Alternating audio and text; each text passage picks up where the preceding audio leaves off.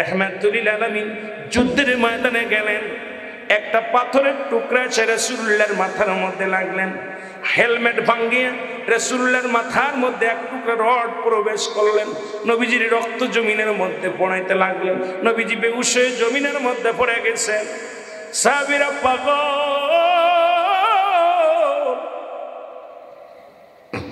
সাহাবীরা চোখের পানি ছেড়ে কাঁদে, নবীর প্রেমে কাঁদে। ইয়া রাসূলুল্লাহ, ইয়া হাবিবাল্লাহ, আমার নবী বেহুশ হয়ে জমিনের মধ্যে পড়ে আছে। দূর থেকে এক সাহাবী আসলেন, নাম হলো মালিক ইবনে সিনান। সাহাবীর নামটা কি? জোরে বলেন, নামটা কি? মালিক ইবনে সিনান। আল্লাহু আকবার বলেন না। এই মুসলমান শুনে না, মালিক ইবনে সিনান বলে, নবীর সাহাবীরা সরে দাঁড়াও। সরে দাঁড়াইলেন, দেখে আমার নবীজির মাথার মধ্যে, মাথার ওই হেলমেট ভেঙে একটা লোহা প্রবেশ করেছে। রহমতের নবীর মাথা থেকে হেলমেটটা দাঁত দিয়া কামড় দিয়া টান দিয়ে বাইর করলেন। রক্ত ছুটতে লাগলেন। নবীজির রক্ত মুবারক মালিক ইবনে সিনান সেইটা খেয়ে ফেললেন। জোরে বলেন মারহাবা। এ নবীর পাগলেরা শোনো, নবীর ও আমার নবীর উম্মতিরা শোনো, কেন সুন্নিরা নবীর জন্য পাগল? কেন আমরা নবীর জন্য পাগল? এবার যখন রক্ত মোরক পান করলেন, সাহাবীরা বলে, মালিক ইবনে সিনান, আপনি কি ভুলে গেছেন মানুষ মানুষের রক্ত খাইতে পারে না, হারাম। আপনি রক্ত পান করলেন। মালিক ইবনে সিনান বলে, সাহাবীরা রে শোনো, নবীর সাহাবীরা রে, দুনিয়ার সব মানুষের কাছে হারাম হইতে পারে, আমার নবীর রক্ত মুবারক আমি মালিক ইবনে সিনানের কাছে হাজার হাজার বার হালাল। এ দুনিয়ার মুসলমান, গভীর মনোযোগ। মুসলমানদের ঈদ হলো 5টা। কয়টা ঈদ? জোরে বলেন, কয়টা? মুসলমানদের ঈদ হলো 5টা। 1 নাম্বার ঈদের নামই হলো ঈদে মিলাদুন নবী সাল্লাল্লাহু আলাইহি ওয়াসাল্লাম। 1 নাম্বার ঈদের নাম কি? আর একটু জোরে বলেন, 1 নাম্বার ঈদের নাম কি? অত্যন্ত খুশি হলাম, মুসলিম মিল্লাত 1 নাম্বার ঈদ উদযাপন করতেছেন আপনারা। ঈদে মিলাদুন নবী সাল্লাল্লাহু আলাইহি ওয়াসাল্লাম, এটা হলো মুসলিম মিল্লাতের 1 নাম্বার ঈদ। 2 নাম্বার ঈদের নাম হলো ঈদুল ফিতর। 3 নাম্বার ঈদের নাম হলো ঈদুল আযহা। 4 নাম্বার ঈদের নাম হলো ইয়াউমুল জুম্মা। 5 নাম্বার ঈদের নাম হলো, মুসলমান শুনে নাও, ওই আরাফাতের ময়দান। এই মুসলিম মিল্লাতের 5টা ঈদ জোরে জোরে চিল্লায় বলা যাবে না আলহামদুলিল্লাহ। ঈদে মিলাদুন নবী সাল্লাল্লাহু আলাইহি ওয়াসাল্লাম মুসলিম মিল্লাতের প্রথম ঈদ। আমিন বলেন। এখন বলতেছিলাম, মুসলমান মিলাদ মানেই যদি জন্ম বৃত্তান্ত হয়, মিলাদ নাই আল্লাহর। নবীজির বাবার নাম আব্দুল্লাহ, মার নাম আমেনা, নবীর দাদার নাম আব্দুল মুতালিব, দাদির নাম ফাতিমা, নবীজির নানার নাম মুহাজ্জরি, নানির নাম বাররা। বংশ হলো কুরাইশ বংশ। এখন আমি আপনাদের কাছে জানতে চাই, আমার আল্লাহর আব্বার নাম কি? আল্লাহর মার নাম কি? আল্লাহর দাদার নাম কি? আল্লাহর দাদির নাম কি? আল্লাহর বংশ যদি কারোর জানা থাকে একটু আমারে জানায়া দেন।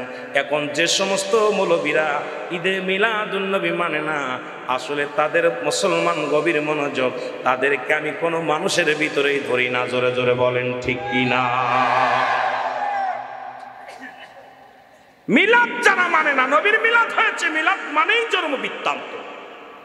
সুতরাং নবী দুনিয়ার মধ্যে শরিয়াতে আইছে, কথা বলেন না কেন?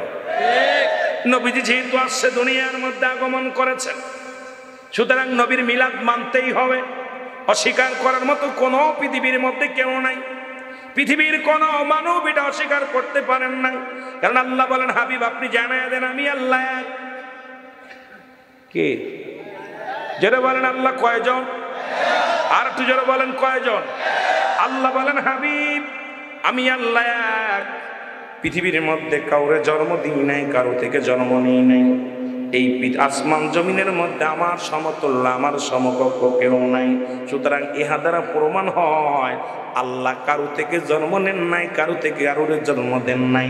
আমার নবী পৃথিবীর মধ্যে মা ছিল, বাবা ছিল, তার পৌরাস থেকেও সন্তানাদি আসছে দুনিয়ার মধ্যে। সুতরাং আমার নবী এই দুনিয়ার মধ্যে, এই সৃষ্টিকুলের মধ্যে আমার নবী পৃথিবীর মধ্যে কুল কায়নার মধ্যে শ্রেষ্ঠ নবী। এর মধ্যে কোনো সন্দেহ নাই, নবীর মিলাদ মানাই লাগবে। জোরে বলেন ঠিক কিনা?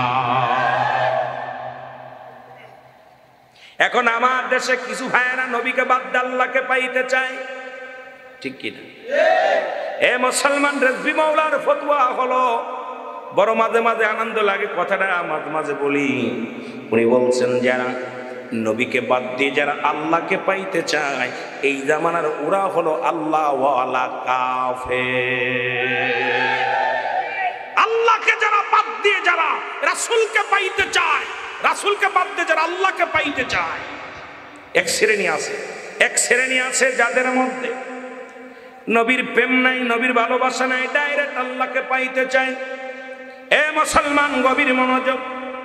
এই জন্য আমিও ফতোয়া দিয়ে যাই, এই দুনিয়ার মধ্যে যারা রাসূলকে বাদ দিয়ে আল্লাহকে পাইতে চায়, এই দুনিয়ায় অনেক কাফের দেখছেন, আল্লাহ আল্লাহ কাফের দেখছেন, দেখলে আপনারা চিনতে পারবেন তাদের দাড়ির মধ্যে নবী, টুপির মধ্যে নবী, পাঞ্জাবির মধ্যে নবী, তাদের পোশাকের মধ্যে নবী, অন্তরের ভিতরে নবী নাই। নবীর নামটা বললেই কষ্ট পায়, নবীর মিলাদ পড়লে কষ্ট পায়, নবীর মিলাদুন নবী আসলেই তারা কষ্ট পায়, নবীর জুলুস করলে কষ্ট পায়, নবীর সম্মান বললেই তাদের অন্তরের ভিতরে ভালো লাগে না।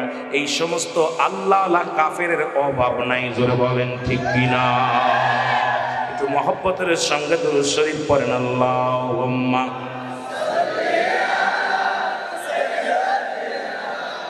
মাইকে কথাটা কম, কথা বলা যাবে। ওয়ালা আলি সাইয়্যিদিনা। ওগো আমরা গুনাহগার গনবী, আমরা গুনাহগারে বলো আমরা নবী, আমরা গুনাহগারে নবী গো আমরা গুনাহ। ও নবী ও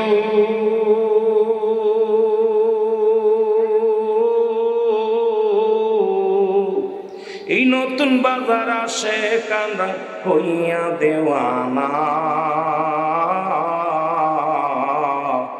কাঁদি আপনার প্রেমে নবী, কাঁদি আপনার প্রেমে নবী, ভুইলা যাইও না ও নবী গো আমরা গুনাহগারে বলো আমরা গুনাহ।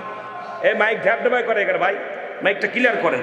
আমরা গুনাহগার নবী, আমরা গুনাহগারে বলা হয় আমরা গুনাহগার নবী, ও নবী গো আমার। এই দুনিয়ার মুসলমান,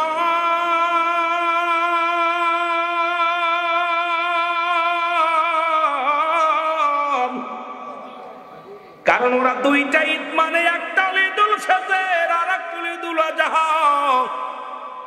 কারণ ঈদুল ফিতরে বাজায় যাকাত ফিতরার টাকা। জোরে বলেন ঠিক কিনা? এই ভিক্ষা করা জাতির কাছে এইটা হলো জায়েজ, ঠিক কিনা? ঈদুল ফিতরে পাওয়া যায় যাকাত ফিতরার টাকা, ঈদুল আযহায় পাওয়া যায় চামড়া, মেষির চামড়া, গরুর চামড়া, ছাগলের চামড়া। বাংলাদেশ সরকারকে সাধুবাদ জানায়, গরুর চামড়া কেনে না, ছাগলের চামড়া চেনে না। এখন চামড়া ব্যবসায়ীদের বাজার ঢস। এখন আর সাইনবোর্ড লাগানো পাওয়া যায় না, আগে তো লাগানো থাকলো আপনার মূল্যবান কোরবানির চামড়াটা আমাদের লিল্লা বোর্ডিংয়ে দান করবেন। এখন কিন্তু এই পোস্টারগুলো পাওয়া যায় না, তার মানে চামড়ার ব্যবসায়ী লস। জোরে জোরে বলেন ঠিক কিনা? ব্যবসায়ী ধোঁকাবাজ। নেওয়ার সময় আলহামদুলিল্লাহ, দেওয়ার সময় সুবহানাল্লাহ, কতই তিন নিতে গেলে বালা। এই জন্য ওদের কাছে দুইটা ঈদ হলো জায়েজ। আর ঈদে মিলাদুন নবী উদযাপন করে আমার সুন্নি ভাইরা পকেটের টাকা খরচ কইরা গো, ঠিক কিনা?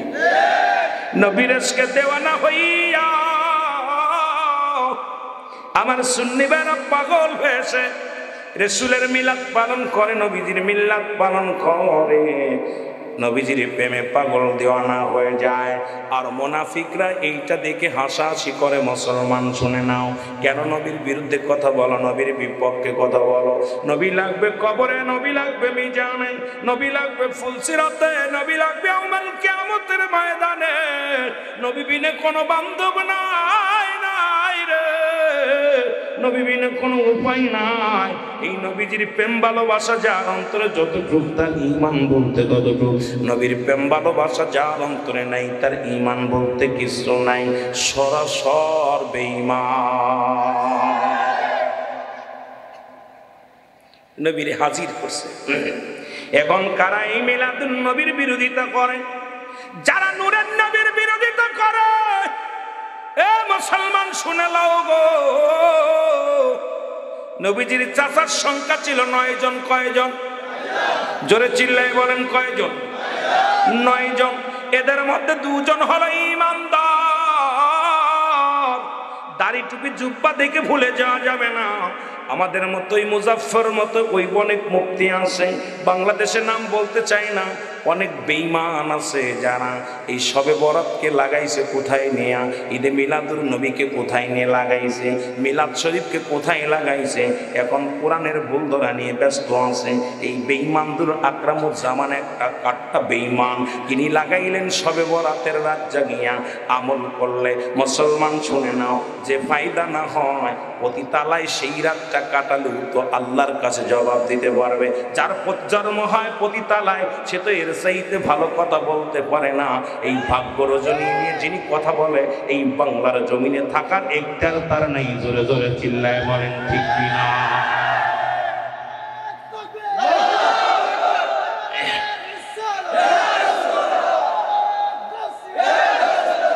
আর একটা, আমি যেহেতু আমিরুল আমির সিদ্দিকী কারো গিবাত করি না, জানেন। আমার যত আলোচনা আছে, আমার অভ্যাস কারোর নাম বলতে ভালো লাগে। আমি এত বড় আলেম না, আজকে উস্তাদ এখানে আছে, এরকম অসংখ্য ওলামা ইকরাম আছে, আমি তাদের পায়ের ধুলার সমতুল্য আমি না বাবা। আকাশের নিচেই জমিনের উপর আমার মতো নরাধনকে দিয়ে 2-4টে কথা বলাবে। ডিগ্রি অর্জন করেছি, আমি ডিগ্রিকে মূল্যায়ন করি না। আপনাদের দোয়া, মুরব্বীদের দোয়া, ওলামা ইকরামের দোয়া, আমার নবীজির খাস দয়া, আমার আল্লাহ যদি কিছু কথা বলার সুযোগ দেয় তাহলে বলতে পারি। সবচেয়ে বড় ডিগ্রি আমার এটা, মারহাবা বলেন না? তা আমি কিছুদিন আগে দেখলাম রাজ্জাক বিন ইউসুফ একটা ফতোয়া দিয়েছে। আমি এদের নাম বলাই ঠিক না, এরা শায়েখ। নাউজুবিল্লাহ বলেন না? আমি এই জন্যই কথাগুলো বলতেছি, খেয়াল করবেন। দেখলাম যে বাথরুমে সালাম দেওয়া যায়, নাউজুবিল্লাহ বলেন না? আর একটু জোরে বলেন। এরপরে বলছে নবীজির ভুল ছিল, সাহাবীদের ভুল আছে, আমার কোনো ভুল নাই। নাউজুবিল্লাহ বলেন না? এর কত বড় বাটপারের বাটপার, এখনো বাংলার জমিনে এরা টিকে থাকে কেমনে বুঝি আসে না। জোরে বলেন ঠিক কিনা? একটা কথা আমি বলে যাই, আমার রাসূলের বিরুদ্ধে যে কথা বলবে আমরা কোনোদিন মানতে পারি না। জোরে বলেন ঠিক কিনা? রাসূল আকরাম সাল্লাল্লাহু আলাইহি সাল্লাম, আমার নবীর নিয়ে একটা কথা আমার হঠাৎ করে মনে পড়ে গেল, গল্পটা করে যাই। এক ইহুদি আর এক মুসলমান, পাঞ্জাবি গায়ে, জুব্বা মাথায়, জুব্বা আছে, পাগড়ি আছে, কোরআন পড়ে, কোরআন পড়তে পারে। ওয়াজ কই রাখলাম মনে রাখবেন কিন্তু। আমি কিন্তু ঈদে মিলাদুন নবীর ভিতর ঢুকছি, শরিয়াত তরিকাতের আলোচনা করব, বাস্তবমুখী কথা বলি। যত বাস্তব, একটা মানুষ যদি হেদায়েতের ভিতর আসতে পারে আমাদের জীবন ধন্য। আমার বাবারা গভীর মনোযোগ। দুজনের ভিতরে একটা বম বা একটা জামা বা একটা পানি নিয়ে একটা ঝামেলা, দুজনের ভিতরে যে কোনো একটা বিষয় নিয়ে ঝামেলা। ইহুদি বললেন যে চলো আমার যাজকের কাছে যাই, দেই কি রায় দেয় দেখে আসি, রায়টা আমার। মুসলমান বললেন না, আমরা যাব কার কাছে? আমাদের নবী রাহমাতাল লিল আলামিনের কাছে। মারহাবা বলেন না? আর একটু জোরে বলেন না? বিষয়টা রাসূলুল্লাহর কাছে ইহুদি এবং মুসলমান দুজনই চলে গেলেন। খেয়াল করবেন, খুব খেয়াল করবেন আলোচনাটা। আজকে আমাদের এই রায়ের দরকার। আজকে এই যে এই সমস্ত আকরাম টাকরাম যা আছে, এদের নাম বলা ঠিক না। এই সমস্ত জাহান্নামীদের নাম আর দুশ্মনে রাসূলদের নাম আমাদের উচ্চারণ না করা উচিত। এদের নামটা আমাদের মুখ দিয়ে নেওয়াও আমি মনে করি গুনাহের কাজ। জোরে বলেন ঠিক কিনা? এদের নাম নেওয়াও ঠিক না, নাফাক হয়ে যাবে। কারণ এরা জন্মটা এদের কোথায় হয়েছে আল্লাহ ভালো জানে। কথা বোঝেননি? যেটা বলতেছিলাম, হুজুর আকরাম সাল্লাল্লাহু আলাইহি সাল্লামের কাছে গেলেন, ইহুদি নালিশ দিলেন, হুজুর এই বৃত্তান্ত, এই জিনিসটা আমার। মুসলমান বললেন, হুজুর আমি 5 ওয়াক্ত নামাজ পড়ি, কোরআন শরীফ পড়ি, আমি কোরআন জানি, ভালো করে মুখস্থ করবেন, জানবেন, আলোচনার অল্প এই আলোচনাটাই আপনাদের জীবন গড়ার জন্য যথেষ্ট হয়ে যাবে। হুজুর যেহেতু আমার দাড়িও আছে, টুপি আছে, পাগড়ি আছে, সুতরাং এই মালটা আমার, আমি সত্য কথা বলেছি, আমি মুসলমান। নবীজি শুই না দুজনের কথা শুনে নবীজি রায় দিলেন অমুসলিমের। নবীজি বললেন এই ইহুদি, এই রায় পক্ষে চলে গেল ইহুদির পক্ষে। কার পক্ষে? জোরে বলেন কার পক্ষে? ইহুদির পক্ষে যখন রায় চলে গেলেন, দাড়িওয়ালা, টুপিওয়ালা, পাগড়িওয়ালা মনে মনে চিন্তা করেন, যেহেতু আমি একজন মুসলমান, রায়টা দিবে রহমতের নবী আমার পক্ষে, কিন্তু আমার পক্ষে দিলেন না, দিলেন ইহুদির পক্ষে। নবী পার্সিয়ালিটি করলেন, নবীজির রায় আমি মানি না, চলে যাব হযরত আবু বকর সিদ্দিক রাদিয়াল্লাহু তাআলা আনহুর কদমে। জোরে জোরে চিল্লায়া বলা যাবে না মারহাবা? আর একটু জোরে বলেন আল্লাহু আকবার। সিদ্দিক আকবরের কাছে যেই বললেন, হুজুর আমার এই বিচার করে দেন। উনিও রায় দিলেন, দুজনের কথা শুনলেন, দুজনের মুখ থেকে কথা শুনলেন, শোনা পর রায় দিলেন। ওনার রায়টা ইহুদির পক্ষে চলে গেলেন। জোরে বলেন মারহাবা। মুসলমান কয়টাও মানি না, রাসূলের রায় মানি না, আবু বকরের রায় মানি না, চলে যাব। কোথায় যাব? ইহুদি বলে, ভাই উনি আপনাদের সকলের নেতা, রাহমাতুল লিল আলামিন। তারপরে যারা মানেন মুরব্বী হিসেবে, যেহেতু রাসূলুল্লাহর চাইতে 6 মাসের বড় হলো হযরত আবু বকর সিদ্দিক রাদিয়াল্লাহু তাআলা আনহু, সুতরাং তার রায় মানলেন না। তাহলে আমার যাজকের কাছেও গেলেন না, কার রায় মানবেন? কবে চলো যাই আমরা হযরত উমরের বেটা ও খাত্তাবের বেটা হযরত উমরে ফারুক রাদিয়াল্লাহু তাআলা আনহুর কাছে। জোরে জোরে বলো মারহাবা। ইহুদি বলেন, তাহলে হাঁটেন যাই, যেহেতু আপনারা মুসলমানের কাছে নিতেছেন। হযরত উমরের কাছে চলে গেলেন, উমরে ফারুকের কাছে। এ মুসলমান শুনে নাও, এ মুসলমান দিলের কান্ডা লাগা শোনো। উমরে ফারুক রাদিয়াল্লাহু তাআলা আনহু দুজনের আলোচনা শুনলেন, শুনে বললেন, তোমরা আগে কার কাছে গিয়েছিলে? বলে আবু বকরের কাছে গিয়েছিলাম। কি রায় দিয়েছে? ইহুদির পক্ষে। তারপরে কার কাছে গিয়েছিলাম? আমি রাহমাতুল লিল আলামিনের কাছে গিয়েছিলাম। বলে তাই গিয়েছিল? বলে হ্যাঁ। তাহলে এদিকে আসো, দাঁড়াও, আমি তোমাদের রায় দিব। যিনি আমার নবী রাহমাতুল লিল আলামিনের রায় যার মানে না, যে ব্যক্তি হযরত ওমরে আবু বকর রাদিয়াল্লাহু তাআলা আনহুর রায় মানে না, তার রায় আমি ওমরে ফারুক দিব। দাঁড়াও। খোলা তরবারি দিয়ে এক কবে মুসলমানের কাল্লাটা খণ্ডিত করে দিছে। জোরে জোরে চিল্লায় বলো মারহাবা। অনেক লম্বা আলোচনা, আমি সংক্ষিপ্ত করে কয়েকটা কথা বলে যাই। এলাকার মধ্যে রাত উঠে গেল, হযরত উমর মুসলমান হত্যা করেছে, হযরত উমর মুসলমানদেরকে হত্যা করেছে, দাড়িওয়ালাকে হত্যা করেছে, টুপিওয়ালাকে হত্যা করেছে, নামাজিওয়ালাকে হত্যা করেছে। মানুষের ভিতরে একটা হট্টগোল শুরু হয়ে গেল, যেহেতু মুসলমান হয়ে মুসলমানকে হত্যা করেছে।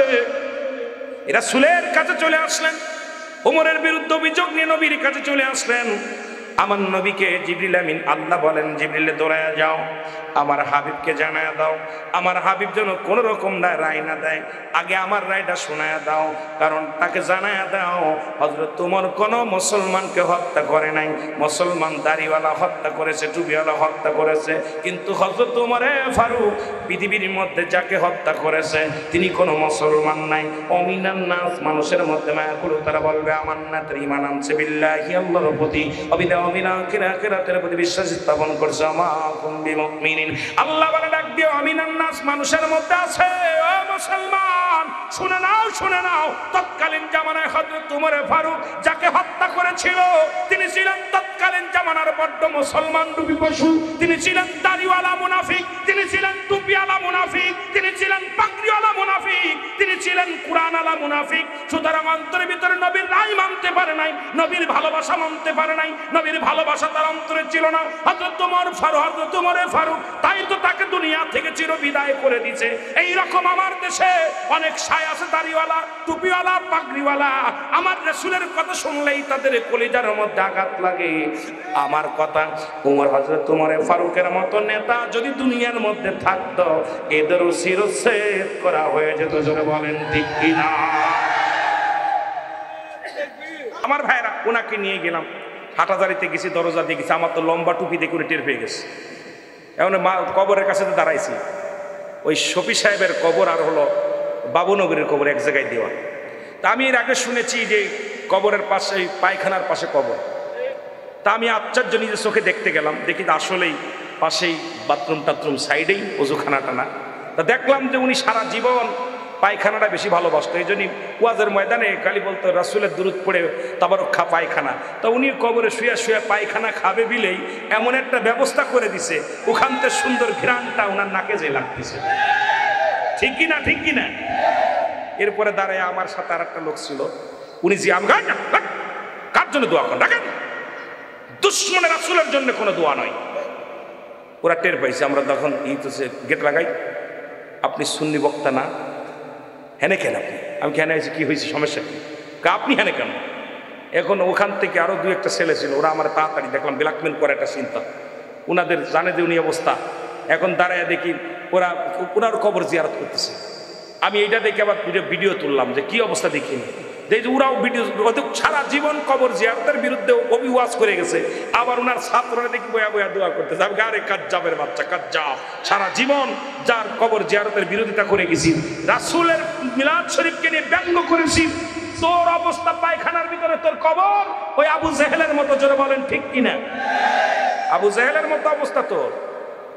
এই জন্যে বড্ড কষ্ট হয় সুন্নি ভাইয়েরা, আজকে যারা ইসলামকে নিয়ে কটাত্ব করে, একটা একরামুজ্জামান উনি কেমনে বলল শয়তানুজ্জামান, যাক আল্লাহ লকাবটা দান করুক, সুন্দর একটা নাম দিছে, শয়তানুজ্জামান নাম দিছে, মারহাবা বলেন না। এই শয়তানুজ্জামান বলছে কি শুনছেন নি? আহা, মামলা হয়েছে, কিন্তু মামলা বড় জিনিস না। সবচেয়ে যিনি লাইলাতুল বরাত, মুবারক, কোরআন শরীফে আসছেন, কোরআনে বলে মুবারক পূর্ণ রাত, সবে কদর, আহারে ওই লাইলাতুল বরাত, ভাগ্য রজনী। এই রাত্রে আম্মাদান আয়েশা সিদ্দিকা বলেন যে আমি রাসূলকে হঠাৎ করে ঘুম থেকে উঠে দেখি আমার নবীজি বিছনায় নাই। আমি দেখলাম জান্নাতুল বাকির মধ্যে নবীজি দাঁড়াইয়া দাঁড়াইয়া দুটি হাত উঠায় চোখের পানি ছেড়ে কাঁদতেছেন। নবীজির হাত বেয়ে বেয়ে, চক্ষু বেয়ে বেয়ে পানি, দাড়ি মোবারক ভিজে ভিজে টপ টপ করে পানি পড়তেছে। নবীজি এই রাত্রে সাহাবি, 10,000 সাহাবি শুয়ে আছেন জান্নাতুল বাকির মধ্যে, সেই সাহাবিদের জন্য দোয়া করতেছেন। আমরা গোটা বিশ্ববাসী আজকে মুসলমান জাতি একটা রাত হলেও তো আল্লাহর দরবারে চোখের পানি ফেলে। আল্লামা কুতুবী রাহমাতুল্লাহ বয়ান করে, এই বেঈমানরা শোন, নবীজি বলছে কি যে পৃথিবীর মধ্যে সগীরা গুনাহ কবিরা গুনাহ, বান্দা যখন কবিরা গুনাহ করে কিয়ামত পর্যন্ত কোনো নবী আসবে না। যদি কোনো বান্দা কবরের ভয়ে, জাহান্নামের ভয়ে খাস তওবা করে আল্লাহ বলে ডাক দেয়, আল্লাহ তার দরিয়া দরিয়া গুনাহ মাফ করে দেয়। জোরে বলেন না সুবহানাল্লাহ। এখন একটা রাত একটু কানবে, চোখের পানি ছেড়ে কাঁদবে। এবং আম্মাদান আয়েশা বলতেছেন, আমি দেখেছি রমজানের পরে অধিক পরিমাণ রোজা রাখতেন নবীজি শাবান মাসে। ঠিক কিনা, ঠিক কিনা? রমজান মাসে সবগুলো রোজা রাখতেন, আর এই শাবান মাসে নবী দুইটা রোজা ভাঙতেন, সেটা হলো 27 এবং 28। এই দুইটা রোজা মাঝে দুটি গ্যাপ দিতেন, যাতে পরের দিন আবার ওই আপনার ওই এই রোজাগুলো, ফরজ রোজাগুলো রাখতে পারে। আম্মাদান আয়েশা বলতেছেন, আমার হুজুর আকরাম সাল্লাল্লাহু আলাইহি সাল্লাম রমজানে সবগুলো রোজা রাখতেন, রমজানের পরেই বেশি রোজা রাখতেন এই শাবান মাসে। আর সেই মাসে সারা রাত করে নবীজি রাত্রেবেলা রাত্রেবেলায় নফল ইবাদত করতেন, দোয়া পড়তেন, কোরআন তেলাওয়াত করতেন, নামাজ পড়তেন, তাসবিহ তাহলিল পড়তেন, সাহাবীরা পড়তেন। আর আমার নবীজি দিনের বেলা রোজা রাখতেন। জোরে বলেন না সুবহানাল্লাহ। এখানে দেখলাম 15টা হাদিস আছে এই লাইলাতুল বরাতের। আমি ছোট মানুষ, বেশি দেখি নাই, উস্তাদরা যারা দেখছে অনেক, 15টার ভিতর 13টাই সহিহ হাদিস মনে হয়। আমার কাছে অধিকাংশই হাদিসগুলো আমার কাছে সহিহ লাগছে, এবং সহিহ 2-3টে হাদিস এই জয়ীফ। তাই দেখে এত ফালাফালি মুন্সি যে রাত্রে নেকির কাজ। এখন এদের কেমনে বলবো দোয়ার কথা? ওই আপনাদের হাটাজারির মৌলবীদের কিতাব ফতুয়ায়ে দেওবন্দের 2য় খণ্ড 33 নম্বর পৃষ্ঠা, লেখক হচ্ছে মুফতি শফিক আহমেদের লেখা।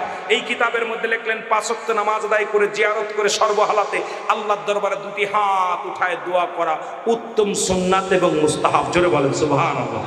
হাত উঠে দোয়া করা কি মুস্তাহাব আমল। জোরে বলেন না সুবহানাল্লাহ। আরো জোরে বলেন। ওরা সারা জীবন দোয়ার বাইরে গেছে। এ ভাই, বড় কষ্ট হয়। ওরা ওদের কিতাবের মধ্যে, ওদের কিতাব থেকে অসংখ্য কিতাব আছে, কিন্তু ওরা মানে না, ওদের উস্তাদকে মানে না, গুরুকে মানে না। ওরা কি মানে বুঝি না। ওরা আল্লাহর বিধান কোরআনটাকেও নিয়ে এখন বর্তমান বলতেছে কোরআনটার ভিতরেও জাল। অধিকাংশ আয়াত নবীজি থাকতে আসেন নাই, নবীজির এই কোরআন সম্পর্কে তার এই কিছু আয়াত, কিছু কোরআনের কিছু সূরা, এটা রাসূল আকরাম সাল্লাল্লাহু আলাইহি সাল্লাম থাকাকালীন আসেন নাই, এটা জাল। জোরে বলেন না নাউজুবিল্লাহ। কোথায় লাগাইছে আপ দেখছেন? কোথায় আছেন? কোন দেশে আছেন? এখন এই চট্টগ্রামের মানুষ আপনারা আছেন বিলেই ইসলামটা এখনো টিকে আছে আমি মনে করি। এই চিটাগাঙ্গের মানুষগুলো যেরকম রাসূলের ইশকে মহব্বতে পাগল, অন্য দেশের মানুষ এরকম পাগল না। আমার বাবারা, গভীর মনোযোগ, যে কথা বলতেছিলাম আমি অন্যদিকে চলে যাই। আমার ভাইয়েরা, আমার বন্ধুরা, আমার গভীর মনোযোগ। রাসূলের চাচার সংখ্যা ছিল 9 জন, মনে আসেনি? কয়জন? 9 জন।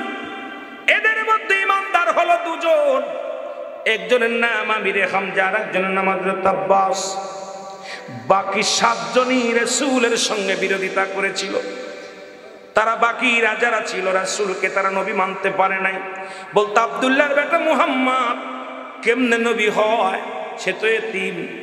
দুনিয়ার বুকে আসার আগে তার বাবা মারা গেছে, দুনিয়ার বুকে আসা পর 6 বছর বয়সে তার মা মারা গেছে।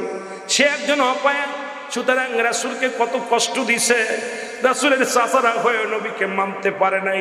ওই 7 জনের বংশধর যারা নবীর মিলাদ মানে না তারা, ওই 7 জনের বংশধর যারা আমার নবীর নূরের মানুষ মানে না তারা, ওই 7 জনের বংশধর যারা নবীর মিলাদুন নবী মানে না তারা, ওই 7 জনের বংশধর যারা আমার নবীর মাটির মানুষ কয় তারা, ওই 7 জনের বংশধর যারা আমার নবীর হাতের নাজার মানে না তারা, ওই 7 জনের বংশধর যারা আমার নবীর কষ্ট দিয়ে কথা বলে তারা, ওই 7 জনের বংশধর যারা ওরা মনে করে নবী আমগার মতো মানুষ। জোরে জোরে চিল্লায় বলা যাবে না, ঠিক কিনা?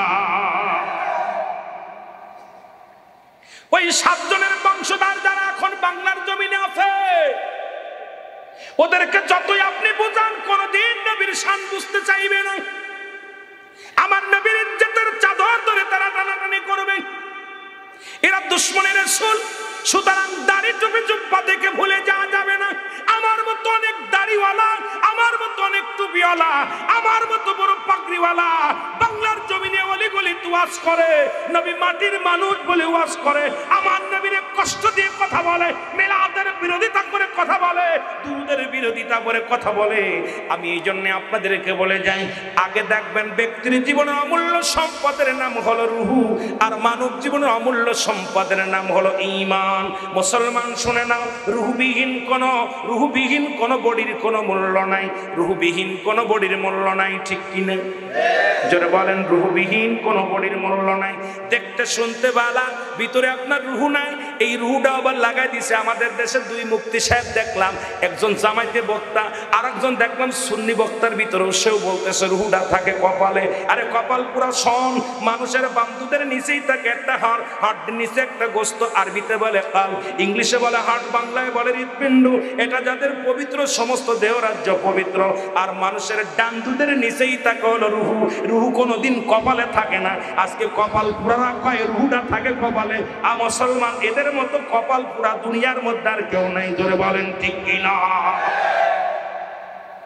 আমি আশ্চর্য হয়ে গেলাম। আমির জানোয়ার না কি জন একটা আমির হামজা, কথা বুঝেননি? ওর একটা ওয়াজ আজকেও দেখলাম যে রুহু থাকে মানুষের কপালে। হারি আল্লাহ। আবার আমাদের ভিতরে এক মৌলবী আবার রায় দেশে কয়েছে রুহুটা থাকে কপালে। আমি নাম কইতে চাই না, আবার নাম কইলে সকালবেলা বড় মাপের বক্তা, তো বিশাল বড় বক্তা দেখলাম, ওনার নামের সঙ্গে নাম মানে এমন, মানে বাংলাদেশে উনিই বক্তা, আর কোনো বক্তা নাই। উনি রেসার্চ করে, আর কেউ রেসার্চ করে না। উনি একটা বড় পণ্ডিত, আর কোনো পণ্ডিত নাই ওনার কাছে। সব কথা গরু, উনি একাই শিক্ষিত। ওই বক্তা দেখলাম রুহুর তাফসির করতে যায়, রুহু বলছে রুহু মানুষের কপাল। আমি কই ওই ওর লাগে মিলাই দিছে কেমনে? আমি আপনারা মিথ্যা বললে আমার জিব্বা কেটে নেবেন যদি মিথ্যা বলে যায়। আমি আশ্চর্য হয়ে গেলাম যে বড় শায়খ হলো কেমনে, বড় মুক্তি হলো। আমি মনে করি সুন্নি জগতের কলঙ্ক, কিন্তু বলি না, কষ্ট লাগে বিলে। মাঝে মাঝে বললে নিজেদের উপরে যখন থুতু ফেলি নিজের গায়ে লাগে। এটা তো আমাদের চরিত্র না, বলার ঠিক না, এই জন্যই বলি না। রুহু কোথায় থাকে আশিক রাসূলদের কাছে জিজ্ঞেবেন। রুহু থাকে কোথায়, কল থাকে কোথায়, এই 6 লতিফা কোথায় থাকে, কার কোন জায়গা বাড়ি, এই বাড়িগুলো জিজ্ঞেতে লাগলে কামেল মুকাম্মেলের কাছে যাবেন, আল্লাহর ওলিদের কাছে যাবেন, মাহবুব বান্দাদের কাছে যাবেন। এই তাসাউফ ভিত্তি আলেমের কাছে যাবেন, যারা তাসাউফ স্বীকার করে, যারা তাসাউফ বোঝে তাদের কাছে যাবেন। দেখবেন আগুন, পানি, মাটি, বাতাস, ইসলামী মানে হেসান, কালেমা, নামাজ, রোজা, হজ, যাকাত, শরীয়ত, তরিকত, হাকিকত, মারিফত, কোথায় কি সব বের করে দেবে। আপনার মতো শরীয়তের ইলম অর্জন করে সবকিছু পাওয়া সম্ভব? তরিকাতের দরকার, হাকিকতের দরকার, মারিফতের দরকার, সব দরকার। এগুলো কইতে গেলে কষ্ট হয়। মুসলমান শুধু তাই না, রাসূলুল্লাহর ফুফুর সংখ্যা ছিল 6 জন। কয়জন? জোরে বলেন কয়জন? 6 জন। এদের মধ্যে 2 জন হলো ইমানদার, একজনের নাম হযরত সুফিয়া, যিনি রাসূল আগমনের সময় যার ঘরের মধ্যে ছিলেন নবীজি। আম্মা জানাইস মুসলমান শুনে নাও, আমার নবীজির মা জননী যখন দুনিয়ার মধ্যে আমার নবীজি দুনিয়ার মধ্যে আগমন করেছিলেন, তখন ওই ঘরের মধ্যে মুসলমান শুনে নাও মা সুফিয়া হাজির ছিল এই রাতে। আর একজন হলো অমুসলমান ওমর। এই মুসলমান, এই 2 জন মহিলা ছিলেন, 2 জন ছিলেন ইমানদার, বাকি 4 জনই রাসূলকে মানতে পারে নাই। আমরা কোলে পিঠে মানুষ করলাম, আর আমরা তারে লালন পালন করলাম, আমরা তারে খাওয়াইলাম, গম পাড়াইলাম, সে আবার কেমনে নবী হয়? ওই 4 জনের বংশধর যারা, ওই মহিলাদের বংশধর যারা, আজ পর্যন্ত নবীকে মানতে পারে নাই। তারা 2 আর 2 4 জন। মুসলমান 4 আর 7 11 জন। কয়জন? 11 জন ছিল দুশমনে রাসূল। 11 জন বিরোধিতা করেছে, 4 জন ছিল রাসূলুল্লাহর পক্ষে। এই জন্য বাতিলরা একটু বেশি মাথা নাড়া দিয়ে উঠছে। গোটা পৃথিবীর মধ্যে বাতিলদের সংখ্যা বেশি, তাই বলে ভয়ের কোনো কারণ নাই। কারণ ওই মুসলমান এরা আবু বকরের আদর্শে আদর্শিত, রাসূলের আদর্শে আদর্শিত, এরা হযরত ওমরের আদর্শে আদর্শিত, নবীর সাহাবীদের আদর্শে আদর্শিত, মুসলমান খোলাফায়ে রাশিদিনদের আদর্শে আদর্শিত, ওলি আল্লাহদের আদর্শে আদর্শিত। সুতরাং পৃথিবীর হাজার বাতিলদের কাছে একজন ইমানদার, একজন সুন্নি, তাদের চাইতে ঊর্ধ্বে জগতে জোরে জোরে চিল্লায় বলেন ঠিক কিনা? ওরা হাজারটা হইতে পারে, আমাদের একজন সুন্নি ভাই, ইমানটা অনেক মজবুত। এই জন্য রাসূলের বিপক্ষে ছিল 11 জন। নবীজিকে কত কষ্ট দিয়েছে, এখনো আমার নবীরে কষ্ট দেয়, আমার নবীরে কষ্ট দেয়। নবীর সারা জীবন, সারা জিন্দেগি চোখের পানি ছেড়ে কেটে গেছে। নবীজি শুধু কাঁদছে, ইয়া রব্বি হাবলি উম্মতি, উম্মতের মায়া কেঁদেছে।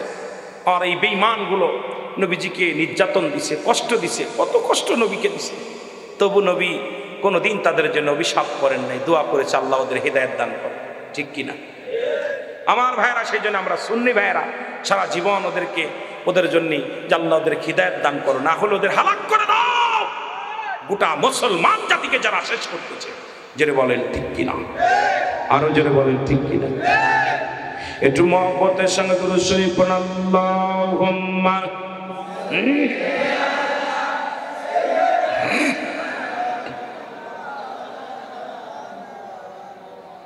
ওয়ালা আলি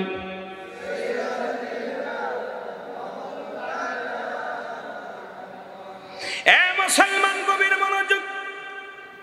যেটা বলতেছিলাম, ওই যে হযরত ওমর ফারুকের কথা বলতে যে অমিনান নাস, মানুষের মধ্যে মায়াকুলু, তারা বলবে আমান্না, তারা ঈমান আনছে বিল্লাহি, আল্লাহর প্রতি, অবিল আখিরা, আখিরাতের বিশ্বাস স্থাপন করছে। একদল আছে দেখবেন, ওদের দাড়ি টুপি দেখলে মনে হয় যে ওরা মনে হয় আমাদের সেইতে ভালো জানেওয়ালা। সুন্নিরা তো পোশাকে বিশ্বাস করে না। দেখবেন ওরা সূরা ফাতিহা না জানলে পাগলি এমনভাবে বাইন্দে ঘুমটা মুড়ি দিয়া, এদের এইরকম ঘুমটা দিয়ে পড়ে থাকে। যেরকম বউ সাজে, কথা বলেন ঠিক কিনা? কি সাজে? বউ সাজে। আমি কই বউ মৌলবী ওদেরকে, এই যে এরকম দেখবেন ওদের ওয়াজের ময়দানে যাক জানেই যাক, এই যে বউ সেজে থাকে। লেডিস মৌলবী। কি মৌলবী? লেডিস মৌলবী। ওরা একদম ফেস, এই পাহমুন মানে মুখ আর ফেসটা ওরা দেখায় না, কারণ ওরা লজ্জা পায়। কারণ ওদের ভিতরে রাসূলের আরেকজন, আমার রসুলকে দুশ্মনী করে একটা বগলানে দেখলাম আমার নবীর বিরুদ্ধে অনেক ব্যঙ্গ করে ওয়াজ করতে, ব্রাহ্মণবাড়ির এক বক্তা। উনি মরণের আগে ওনার মুখটা একদম খিঞ্জির মতো হয়ে গেছে, দেখছি, আমি নিজে চোখে দেখছি। এ মুসলমান গভীর মনোযোগ। দেখলাম মরার আগে আমার নবীর মিলাদ নিয়ে কত, অনেক বাংলাদেশের বড় বক্তা ছিল, ব্যঙ্গ করতো নবীর মিলাদ নিয়ে। আল্লাহ তার মরণের সময় মুখটাকে একদম খিঞ্জিরের মুখ কারোর মুখ হয়ে গেছে। এই জন্যই নবীর প্রেমে আমরা দেওয়ানা, জোরে বলেন ঠিক কিনা, আরো জোরে বলেন ঠিক কিনা, একটু মহব্বতের সাথে বলেন আল্লাহুম্মা সাল্লি আলা সাইয়্যিদিনা মুহাম্মদ এর নবিয়ানা শাফিয়ানা মাওলানা মুহাম্মদ। আদম যখন মাটি পানি মরণ নবীজি খোদ রাসূল, তার উপরে পড়েন দুরুদ, তার উপরে পড়েন দুরুদ। আল্লাহ ফেরেশতা কুল আল্লাহুম্মা সাল্লি আলা সাইয়্যিদিনা মুহাম্মদ নবিয়ানা শাফিয়ানা মাওলানা। দেশাটি কাল কাঁদেন নবী সকলে উম্মতের লাগি, এখনো কাঁদেন নবী, এখনো কাঁদেন নবী শুইয়া সোনার মদিনায়। আল্লাহুম্মা সাল্লি আলা সাইয়্যিদিনা মুহাম্মদ এর নবিয়ানা শাফিয়ানা মাওলানা মুহাম্মদ। আল্লাহুম্মা সাল্লি আলা সাইয়্যিদিনা মুহাম্মদ নবিয়ানা শাফিয়ানা মাওলানা। এ দুনিয়ার মুসলমান,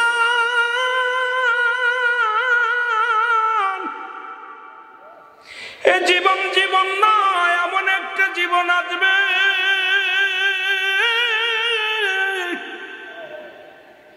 যে দেশে গেলে মানুষের বিচার হয়, যে দেশে গেলে মানুষের হিসাব হয়, যে দেশে গেলে কেউ কোনো দিন আর ফিরে আসবে না, সেই দেশেও লাগবে নবী।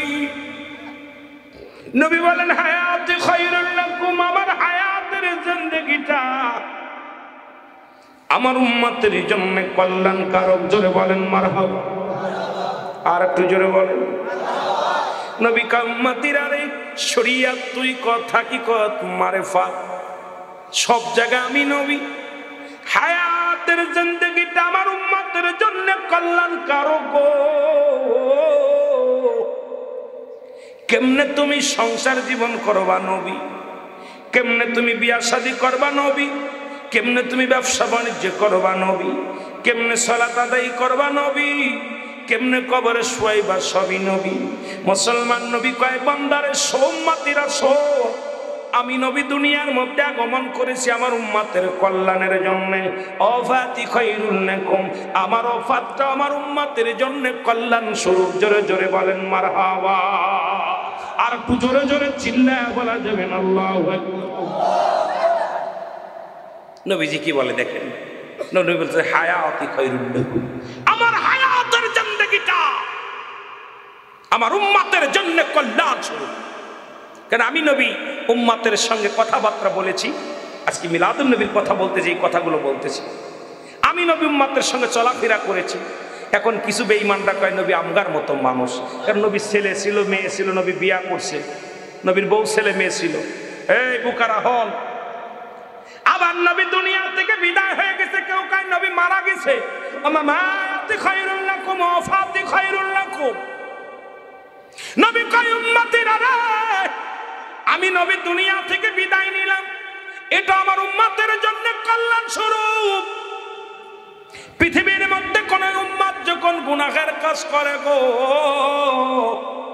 পৃথিবীর মধ্যে ভালো কাজ করে, সঙ্গে সঙ্গে আমি নবী আমার আল্লাহর দরবারে প্রশংসা করি আমার উম্মতের জন্য। আল্লাহ অমুক গ্রাম, ও আল্লাহ ওই না চট্টগ্রামের জমিনে গো আল্লাহ, আল্লাহ দয়া করে অমুক ব্যক্তি হুসাইন আনুরে হুসাইন সাহেব একটা ভালো কর্ম করেছে, আল্লাহ গো আমি তোমার দরবারে শুকরিয়া আদায় করি। আবার কোন উম্মত যখন গুনাহের কাজ করে, সঙ্গে সঙ্গে নবী কয় আমার উম্মতের হয় আল্লাহর দরবারে ইস্তেগফার করি, ক্ষমা চায়। এই পৃথিবীর মধ্যে অন্যায় করে ছেলে মাফ চায় বাবা, অন্যায় করে গ্রামের ছেলে মাফ চায় চেয়ারম্যান মেম্বার যাইয়া।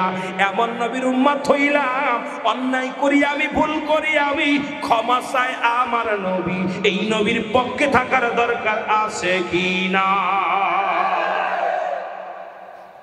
এখন যারা কয় নবী মারা গেছে তাদের জন্য বলি নবীও মানুষ, আমরাও মানুষ। নবীর হলো গুনাহ থেকে মুক্ত, আমরা গুনাহে যুক্ত, ঠিক কিনা? নবীরা হলো মাসুমের মাসুম, আমরা হলাম গুনাহ মার্কা মানুষ। কয়েকটা কথা বললে বুঝতে পারবেন। রহমতের নবী, নবীজির রক্ত মুবারক, নবীজির প্রসাব মুবারক, নবীজির ঘাম মুবারক, আমার নবীজির প্রশংসা করতে, নবীজির সম্মানের উপরে কথা বলতে গেলে অনেক কথা চলে আসে, এই জন্য বলে যায় রাহমাতুল লিল আলামিন যুদ্ধের ময়দানে গেলেন, একটা পাথরের টুকরা এসে রাসূলুল্লাহর মাথার মধ্যে লাগলেন, হেলমেট ভাঙিয়ে রাসূলুল্লাহর মাথার মধ্যে এক টুকরা রড প্রবেশ করলেন, নবীজির রক্ত জমিনের মধ্যে পড়াইতে লাগলেন, নবীজি বেহুশ হয়ে জমিনের মধ্যে পড়ে গেছেন। সাহাবীরা পাগল,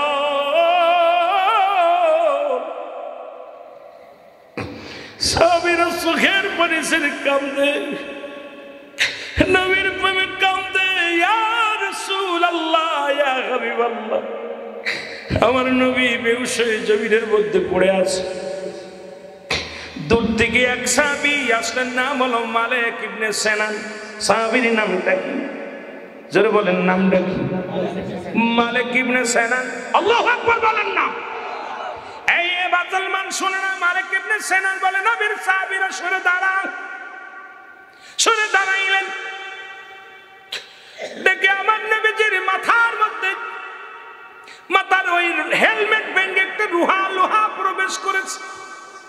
রহমতের নবীর মাথা থেকে হেলমেটটা দাঁত দিয়া কামড় দিয়া টান দে বাইর করলেন, রক্ত ছুটতে লাগলেন, নবীজির রক্ত মুবারক মালিক ইবনে সিনান সেইটা খেয়ে ফেললেন। জোরে বলেন মারহাবা।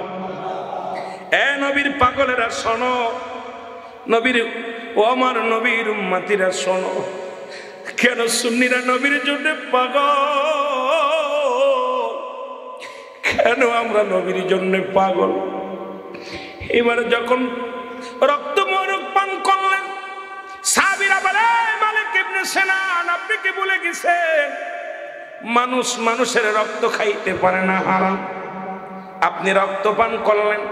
মালিক ইবনে সিনান বলে, সাহাবীরা রে শোনো, নবীর সাহাবীরা রে, দুনিয়ার সব মানুষের কাছে হারাম হইতে পারে, আমার নবীর রক্ত মুবারক আমি মালিক ইবনে সিনানের কাছে হাজার হাজার বার হালাল।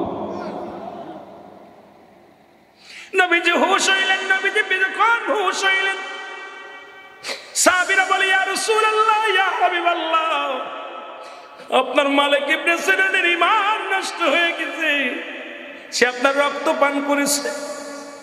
আমার নবী বলে, মালিক তুমি কি জানো না মানুষ মানুষের প্রস্রাব খাইতে পারে না, রক্ত খাইতে পারে না, তুমি কি করে তুমি রক্ত পান করলে?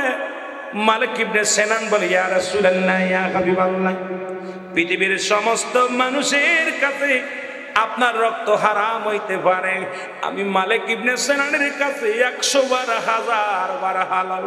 আমার নবী ডাকতে বলে, আমার সাহাবীরা রে, ও আমার সাহাবীরা, তোমরা যদি দুনিয়ার মধ্যে কোন জীবিত জান্নাতি মানুষ দেখতে চাও,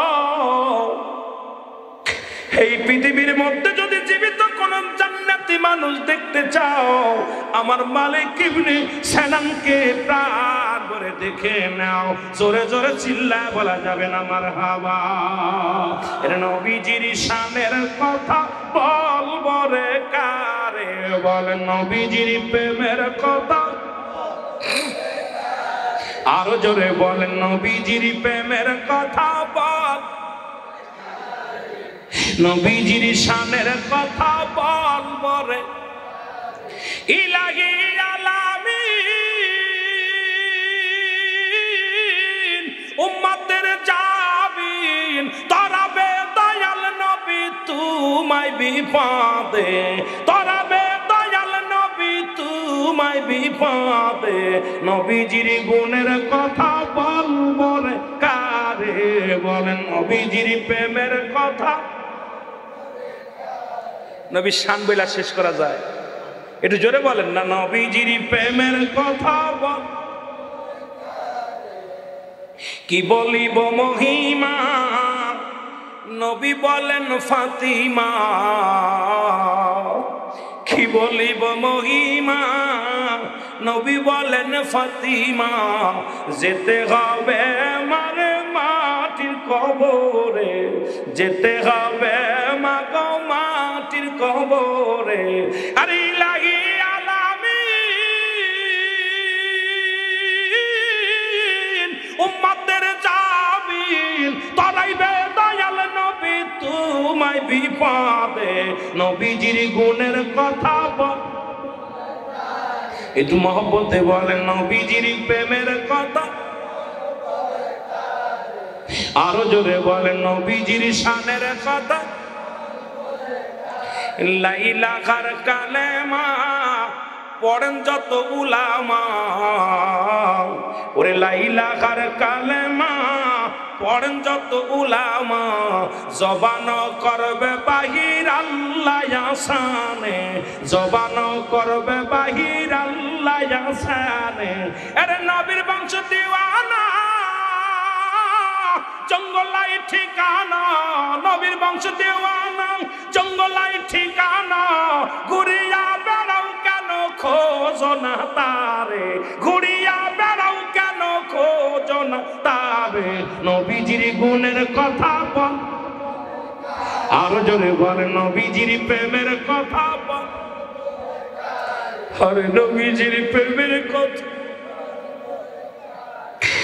চট্টগ্রামের আশেকের দল নবীর প্রেমে চোখের পানি রে ফেল। চট্টগ্রামের আশেকের দল আমার নবীর প্রেমে চোখের পানি ফেল।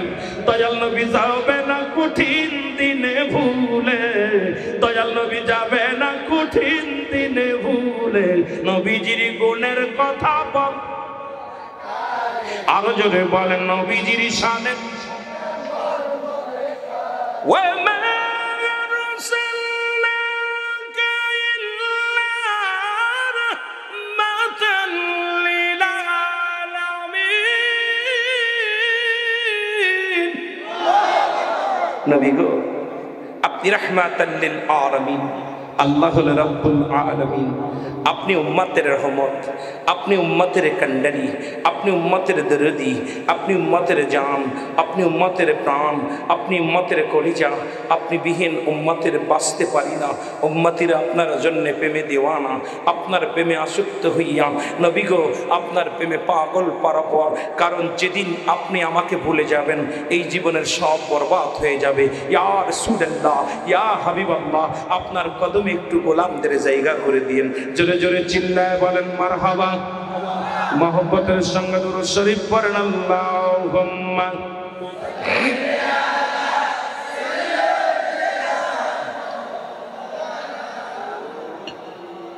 ওয়ালা আলি সাইয়্যিদিনা।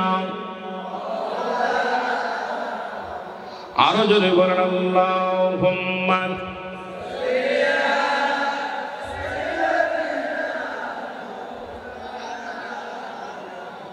এমন হাবিব আমার মুক্তির কারণে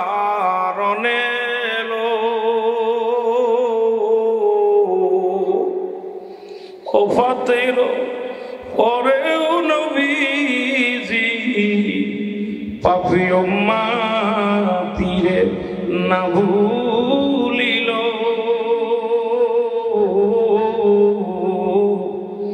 এমন হাবিব আমার মুক্তির কারণে আল্লাহুম্মা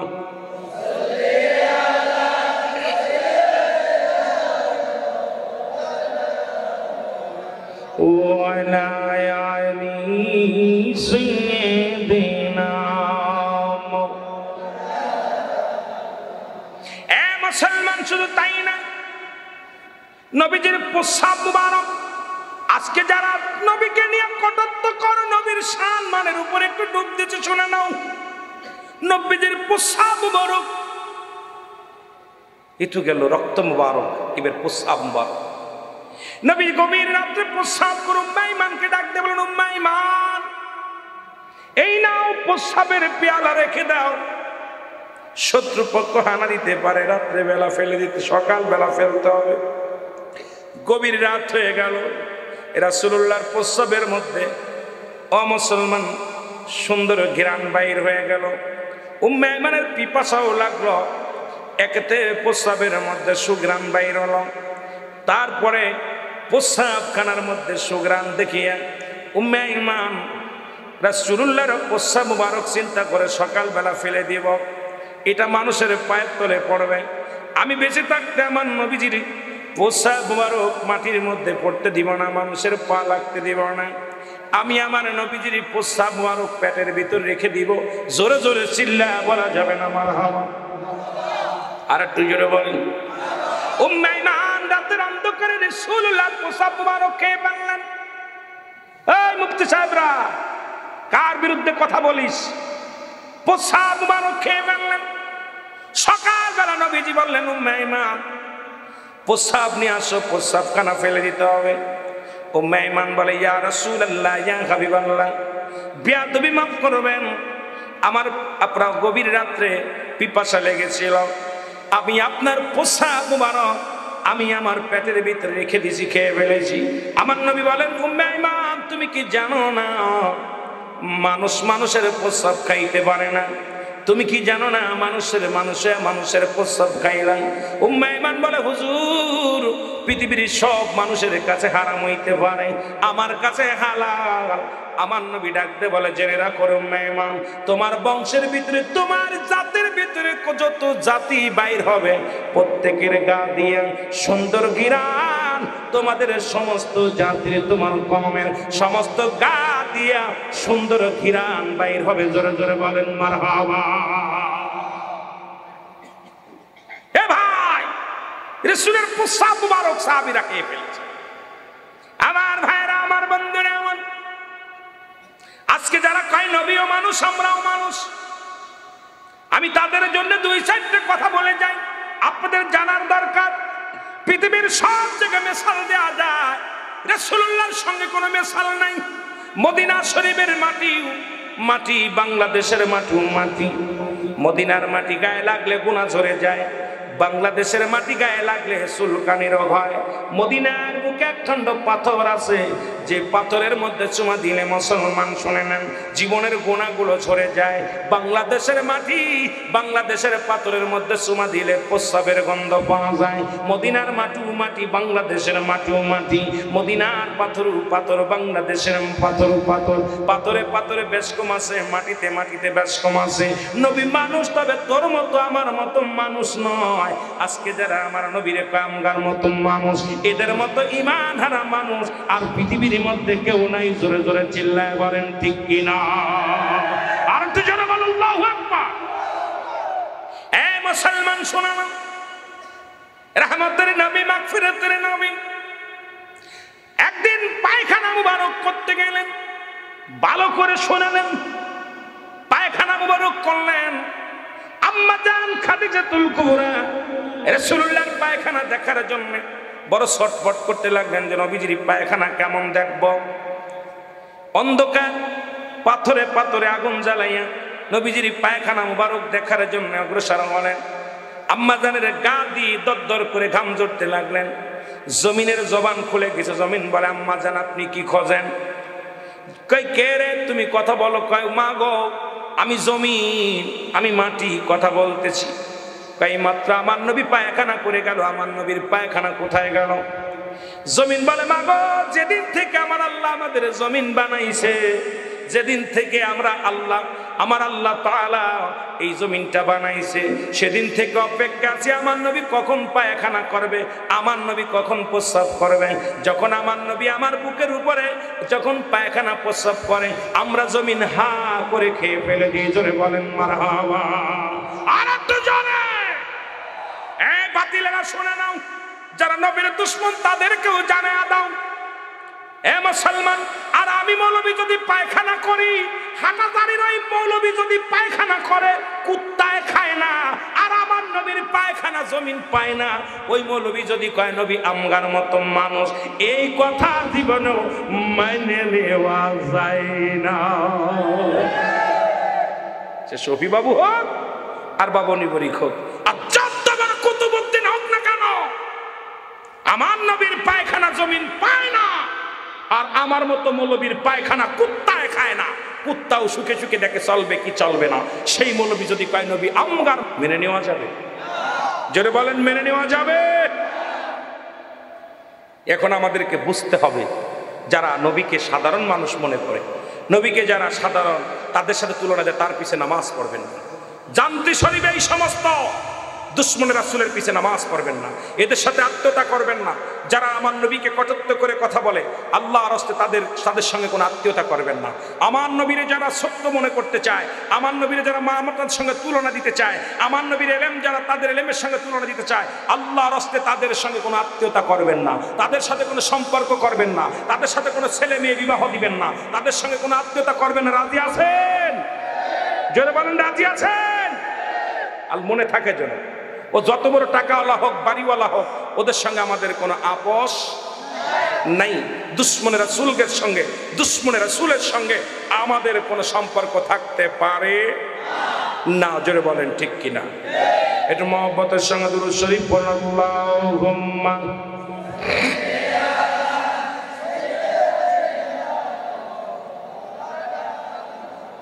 ওয়ালা আলি সাইয়্যিদিনা।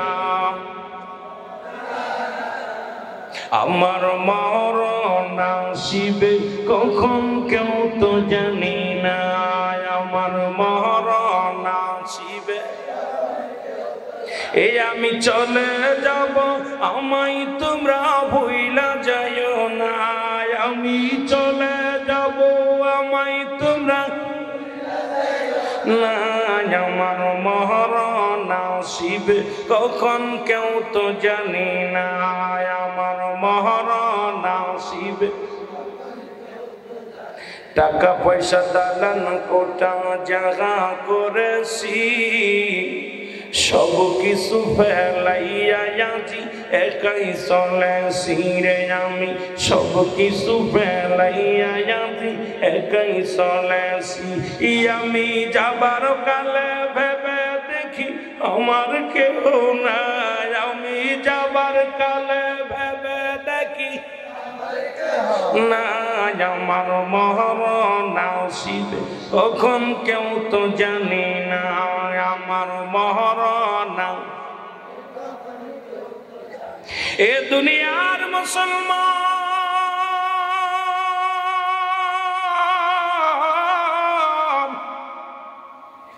এই পৃথিবীর মধ্যে আসার সিরিয়াল আছে, যার কোনো সিরিয়াল নাই। দেখা যায় দাদা জিন্দা, বাবা নাই, বাবা জিন্দা, সন্তান নাই, সন্তানের লাশ বাবার কাঁধে, বাবার লাশ সন্তানের কাঁধে, দাদার লাশ ও মুসলমান নাতির কাঁধে, নাতির লাশ দাদার কাঁধে। কি কখন চলে যাব কেউ বলতে পারি না। আমার বাবারা কয়েকটা কথা বলে যে আজকে কিসের জন্য সুদ খাও, কিসের জন্য ঘুষ খাও, কিসের জন্য মস্তানি করো। আমি প্রায়টা আলোচনার মধ্যে বলি, একটু মন দিয়া শোনো, কান দিয়া শোনো। এই দুনিয়ার মধ্যে তুমি সুদ খাইলা, ঘুষ খাইলা, এই দুনিয়ার মধ্যে জিনা ব্যভিচার করলা গো, বাড়ি করলা, গাড়ি করলা, এই দুনিয়ার মধ্যে কতই না মস্তানি করলা রে মুসলমান। এই দুনিয়ার মধ্যে যাদের জন্য তুমি অন্যায় করলা, এই দুনিয়ার সম্পদ খাবে লোকে, তোমার দেহ খাবে পোকে। এই দুনিয়ার মধ্যে তোমার পাপের ভাগটা কেউ নিবে না, সম্পদের ভাগ ছেলে নিবে, সম্পদের ভাগ মেয়ে নিবে, বাড়ি গাড়ি সব ভাগাভাগি হয়ে যাবে। তোমার ওই ঘুষ খাওয়ার, সুদখোর ঘুষখোর শুনে নাও, জিনা করে শুনে নাও, তোমার একটা পাপের ভাগ তোমার ছেলে নিবে না, তোমার একটা পাপের ভাগ মেয়ে নেবে না, একটা পাপের ভাগ বিবি নেবে না।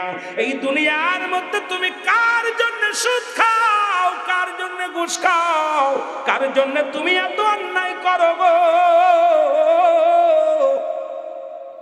এই দুনিয়া কদিনের জন্য তুমি আসো দুনিয়ার মধ্যে, এই দুনিয়া থেকে বিদায় নিয়ে যেতে হবে। মুসলমান শুনে নাও, মানুষের মৃত্যু হয় দুইটা টাইম, একটা হলো রাতের বেলা, একটা হলো দিনের বেলা। দিন শুরু করেছিলেন, মৃত্যুবরণ করো না, রাত শুরু করেছ, মৃত্যুবরণ করো নাই, ফজর পর্যন্ত বেঁচে থাকবা কেউ বলতে পারি না। এই দুনিয়া থেকে বিদায় হয়ে যেতে হবে, এর মধ্যে কোনো সন্দেহ নাই। জোরে জোরে চিল্লায় বলা যাবে না, ঠিক কিনা? সব স্বীকার করতে পারবেন, কিন্তু মালাকুল মউত আপনার পাশে আমার পাশে আসবে, এটা অস্বীকার করার মতো ক্ষমতা কারোর? জোরে বলেন আছে? নাই।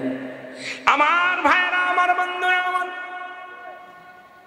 এই মালাকুল মউত আপনার আমার পাশে আসবে গো। আল্লামা মুফতি আমজাদ আলী সাহেব একটা কিতাব লিখলেন, কিতাবের নাম বাহারে শরিয়া। এই কিতাবের মধ্যে লিখতে যা বললেন, দুনিয়ার মানুষ শোনো, মানুষের যখন সাধারণ মৃত্যু হয়, 70টা তাজা উটের গায়ের চামড়া জবাই না করে উল্টো দিকে টান দিয়া লবণ আর মরিচ লাগা দিলে যতটুকু যন্ত্রণা হয়, এর চাইতে 70 গুণ যন্ত্রণা হলো একটা সাধারণ মৃত্যু। এখন আমরা যারা মরণকালে পায়খানা করে দিই, মরণের সময় যাদের জিহ্বা বাইর হয়ে যায়, মরণের সময় অনেকে প্রস্রাব পায়খানা করে দেয় গো। অনেকের দেখেছি জিহ্বাটা বড় হয়ে যায়, চোখ দুটি বড় বড় হয়ে যায়, তাদের মরণটা কত কঠিন হয়, তাদের মৃত্যুটা কত কঠিন হয়। ও আমার মালিক,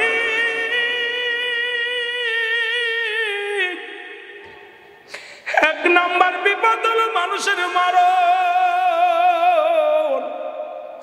আল্লাহ তুমি আমাদের মরণটা সহজ করে দিও আল্লাহ। ওই ইমানদারের মৃত্যুটা আবার আমাদের সবার নসিবে কবুল করে নিও আল্লাহ। ইমানদারের মৃত্যুটা হলো মুসলমান আটা নিয়ে খামির বানাইয়া, ওই খামিরের মধ্যে যদি একটা চুল পড়ে, ওই চুলটা টানতে বাইর করলে যত আসানে বাইর হয়ে যায়, ইমানদারের মৃত্যুটা ঠিক সেমনি হয়ে যায় রে মুসলমান। সেই মৃত্যু যদি হয় এত কঠিন রে ও মুসলমান শুনে নাও, আজকে আমরা দুনিয়ায় ধরে ফেলেছি দুনিয়াটা।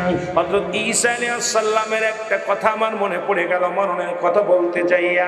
ঈসা আলাইহিস সালাম যাইতেন কবরের পালতে বেঁচে চলাচল করতো গো। এরে দেখে রে মুসলমান, কবরের পাশে এক যুবক বইয়া বইয়া কান্দে।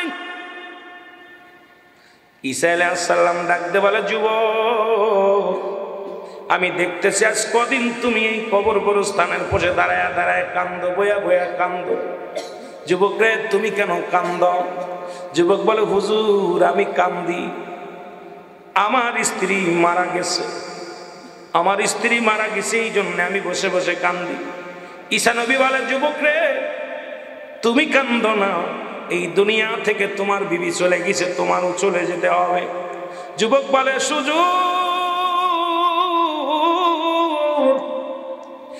আমার আল্লাহর কাছে কান্দি, আল্লাহ আমারে নিয়ে যাও, না হয় আমার বিবিরে ফিরে দাও। আমার বিবিরে প্রচন্ড ভালোবাসতাম, বিবির প্রেমে আমি পাগল হয়ে গেছি, আমার সুন্দরী বিবির জন্য আমি পাগল। একটা শিক্ষণীয় বিষয়, কথাটা ভালো করে খেয়াল করে নেবেন। বনি ইসরাইলদের মধ্যে হযরত ঈসা আলাইহিস সালামের কথা একটু বলতে চাইলাম। মুসলমান শুনে নাও, আমার বিবির জন্য আমি পাগল। ঈসা নবী কয়, বাবা তুমি বাড়ি যাও। কয় যাব না, আমার বিবিরে ছাড়া আমার ভালো লাগে না, ঘুমাইতে পারি না। ঈসা নবী ডাকতে কয়, বাবা তোমার বিবির কবর কোনটা? বলে, হুজুর আমার বিবির কবর ওই যে ওইটা। ঈসা নবী ডাক দিলেন, কবর থেকে ওঠো, যে শুয়ে আসো। কবর থেকে উঠে আসলেন একজন যুবক, তার গায়ের মধ্যে সাপ, আগুনের সাপ লাগানো, গায়ের মধ্যে আগুন দেয়া, পুরো গায়ের মধ্যে আগুন। এই ব্যক্তি উঠে আসলেন, কবর থেকে উঠে যখন আসলেন, এর ঈসা নবী ডাকতে বলে, যুবক তুমি বললে তোমার বিবি শুয়ে আছে, এটা একজন পুরুষ। বলে, হুজুর উনি তো নার পাশের কবরটা আমার। ওই যুবকটা যখন ঈসা নবীকে দেখে চিনে ফেলেছে, সঙ্গে সঙ্গে কালেমা পড়ে নিছে, লা ইলাহা ইল্লাল্লাহ ইল্লাল্লাহু ঈসা রূহুল্লাহ। সঙ্গে সঙ্গে গায়ের আগুনগুলো আল্লাহ লিভায়া দিছে, আযাব মাফ করে দিছে। সঙ্গে সঙ্গে একদম একজন যুবক বাদাম দেয়, এ মুসলমান সুন্দর একটা যুবকের মতো যুবক হয়ে গেছে।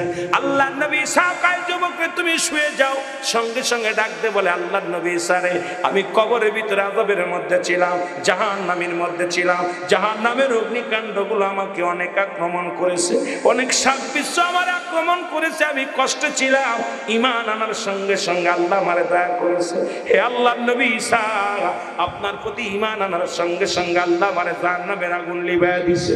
ঈমান আনার সঙ্গে সঙ্গে আল্লাহ তারে দয়া করেছে, কবরে শুয়ে পড়ছে। এবার ডাকতে বলে, পাশের কবরটা ডাক দিলেন, দেখো ওখান থেকে এক যুবতী মহিলা, সুন্দর একজন যুবতী মহিলা উঠে পড়ছে। জোরে জোরে চিল্লা বলা যাবে না আল্লাহু আকবার। ঈসা আলাইহিস সালাম দেখে এক যুবতী, অনেক যুবতী, সেই মহিলাটা ঈমান নিয়ে মৃত্যুবরণ করেছিল, ঈমানদার মহিলা ছিল। এই জন্য জান্নাতের ভিতরে যাওয়ার পর আরো সুন্দর চেহারা, ছবি আরো ভালো হয়েছে। ঈসা নবী কয়, এটা কি তোমার বিবি? বলে, জি হুজুর, আমার বিবি। যাও, একে নিয়ে বাড়ি চলে যাও। ঈসা নবী হুকুম দিলেন, উনি বাড়িতে চলে গেলেন। বাড়ি যাইয়া বিবিরে কয়, বিবিরে তোমাকে হারাইয়া আজ একটা সপ্তাহ আমি পাগল ছিলাম, একটা সপ্তাহ খাই না, ঘুমাই না, একটু বিশ্রাম নিয়ে নি। বিবির উরতের পর মাথা রেখে ঘুমাইলেন। আর এই পথ দিয়ে যাইতেছিলেন ওই রাজার প্রধানমন্ত্রীর ছেলে রাজকুমার। দেখে যে একটা ঘরের মধ্যে একটা জায়গা বইয়া এক সুন্দরী মহিলার উরতের পর মাথা দিয়ে একজন যুবক শুয়ে আছে। ওই পাশে যাইয়া যুবতীর প্রেমে পাগল হয়ে গেছে রাজকুমার। যায় কি করছে, যায় বলছে, তুমি কি আমার সাথে যাবা?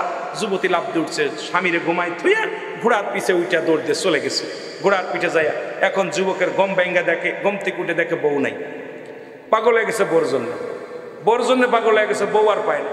ঘোরাঘুরি করতে করতে করতে করতে যখন বাড়ি ঘরের মধ্যে ফিরছে, দেখে ঘোড়ার সব, ঘোড়ার পায়ের সব। চিন্তা করছে, নিশ্চিত কোনো ব্যক্তি ঘোড়া নিয়ে এসেছিল এখানে, সেই ঘোড়া নিয়ে উঠে আমার বিবিকে নিয়ে গেছে। ঘোড়ার পায়ের সাপ দেখতে দেখতে চলে গেলেন রাজমহলে। যা দেখে রাজকুমারের লগে স্ত্রী, সুন্দরী স্ত্রী ঘোরাঘুরি করতেছে, একদম আনন্দ ফুর্তিতে মেতে আসে। দূর থেকে বলে, আমার বিবি। ডাকতেছে, বিবি। বিবি কয়, তুমি কে? আমি তোমার স্বামী। কয়, আমার কোনো স্বামী নাই, স্বামী নাই। রাজকুমার ডাকতে বলে, এই মেয়ে বলো, তুমি একে চেনো? কয়, না, চিনি না। চিনি না, আমাকে বিবি বলতেছে, আমি ওনাকে চিনি না। তখনই রাজকুমার খোলা তরবারি বাইর করে একটা কবে দ্বিখণ্ডিত করে ফেলেছে। যুবকও জাহান্নামী, মহিলাও জাহান্নামী হয়ে গেছে। এ মুসলমান, ইহা দ্বারা ঈসা আলাইহিস সালাম বুঝায় গেল, হে বনী ইসরাইল লোকেরা শোনো, এই দুনিয়াটা হলো সুন্দরী একটা মহিলার মতো, সুন্দরী মহিলা। এরা যারা দুনিয়ার প্রেমে যারা পড়বে, এরাই জাহান্নামী হয়ে যাবে। যারা দুনিয়া ছেড়ে দিয়ে আল্লাহর রাস্তায় চলবে, এরা জান্নাতি হবে। সুতরাং দুনিয়ার প্রেম ছেড়ে দাও। দুনিয়া একটা রূপসী মহিলার সঙ্গে তুলনা করেছে হযরত ঈসা আলাইহিস সালাম। তাদের উম্মতদেরকে বলেছেন, বনী ইসরাইলের উম্মতদেরকে বলেছে, তোমরা দুনিয়ার এই সুন্দরী রূপসীর প্রেমে পড়ো না, এই দুনিয়ার প্রেমে পড়ো না। আজকে দুনিয়ার প্রেমে পড়ে আজকে আমরা সুদ খাচ্ছি, দুনিয়ার প্রেমে পড়ে ঘুষ খাচ্ছি, দুনিয়ার প্রেমে পড়ে জিনা ব্যভিচার করতেছি, দুনিয়ার প্রেমে পড়ে মানুষের মাথায় বাড়ি মারতেছি, দুনিয়ার প্রেমে পড়ে হট্টগোল করতেছি। এই দুনিয়ার প্রেমে পড়ে সব সর্বনাশ ডেকে আনতে। জোরে বলেন ঠিক কিনা? আর একটু জোরে বলেন ঠিক কিনা? সুন্নিয়তের প্রচারের স্বার্থে ভিডিওটি লাইক, কমেন্ট ও বেশি বেশি শেয়ার করুন। আমাদের সাথেই থাকুন।